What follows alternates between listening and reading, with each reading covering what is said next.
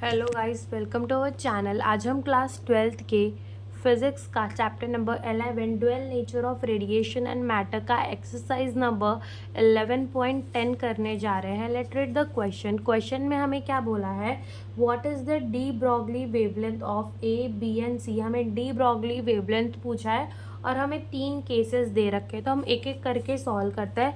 तो सबसे पहला जो केस हमें देखो, डी ब्रॉगली वेवलेंथ पूछा है, तो वो तो क्या होता है, सबसे पहले h बाय पी होता है, जहाँ h क्या है, प्लैंक कांस्टेंट है, जिसकी वैल्यू होती है 6.63 इंटू 10 की पावर -34 जूल सेकेंड। ठीक है, और यहाँ पर h जो होता है प्लैंक कांस्टेंट, और p जो होता है मोमेंटम, जो कि किसके बराबर होता है, मास इनटू वेलोसिटी के बराबर होता है। ठीक है, अब अपना क्वेश्चन स्टार्ट करते हैं। देखो ए पार्ट में हमसे क्या पूछा है, देखो रीड करते हैं। A bullet of mass 0.04 kg travelling at the speed of 1 kilometre पर सेकेंड। तो एक बुलेट है जिसकी मास हमें कितनी गिवन है, 0.040 kg गिवन है, जो कि ट्रैवल कर रहा है with the speed of 1 kilometre पर सेकेंड। इसको मीटर पर सेकेंड में कन्वर्ट करना हो तो क्या कर देंगे, ये हो जाएगा 1000 मीटर पर सेकेंड से। अब इसका क्या निकाल लेते हैं, मोमेंटम। मोमेंटम क्या होगा, मास इनटू वेलोसिटी। मास हमें गिवन है 0.040 इंटू वेलोसिटी कितनी हो जाएगी इसकी, 1000 हो जाएगी। तो 1 2 एंड 3, तो ये हमारा क्या आ जाएगा, मोमेंटम। मोमेंटम आ जाएगा 40। ठीक है, यहाँ से जो अपना ये हो जाएगा केजी मीटर अपॉन में सेकेंड। तो ये हमारा मोमेंटम आ गया। हमें पूछा है वेवलेंथ कितनी होगी, तो वेवलेंथ कितनी होगी, Planck constant that is 6.63 into 10 की पावर -34 अपॉन में मोमेंटम कितना आया, 40।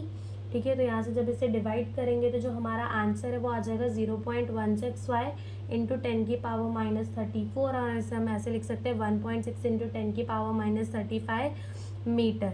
ओके, बी पार्ट सॉल्व करते हैं। बी पार्ट में हमसे क्या पूछा है, a ball of mass 0.06 kg moving at a speed of 1 metre per second. ठीक है, एक मास हमें बॉल दे रखा है जिसका मास कितना दे रखा है, 0.060 kg, जो कि मूव कर रहा है with the speed of 1 metre per second. यहाँ से इसका मोमेंटम निकालेंगे तो 0.060 इंटू 1 क्या ही हो जाएगा, 0.060 kg मीटर अपॉन में सेकेंड हो जाएगा। वेवलेंथ निकाल लेते हैं, प्लैंक कांस्टेंट अपॉन में मोमेंटम 0.060। जब इसे डिवाइड करेंगे तो हमारा आंसर आएगा 110.5 इंटू 10 की पावर -34 मीटर, और हम इसे ऐसे भी लिख सकते हैं 1.1 इंटू 10 की power -32 metre.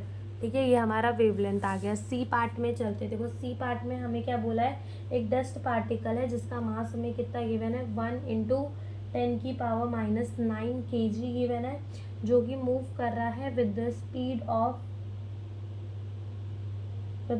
Of 2.2 metre per second की स्पीड से जो है वो मूव कर रहा है। ठीक है, मोमेंटम निकाल लेते हैं, 1 इंटू 10 की पावर -9 इंटू 2.2, तो ये क्या हो जाएगा, 2.2 इंटू 10 की पावर -9 kg मीटर अपॉन में सेकेंड हो जाएगा। ठीक है, हमें क्या बोला है, वेवलेंथ निकालने। वेवलेंथ क्या होता है, प्लैंक कांस्टेंट अपॉन में मोमेंटम।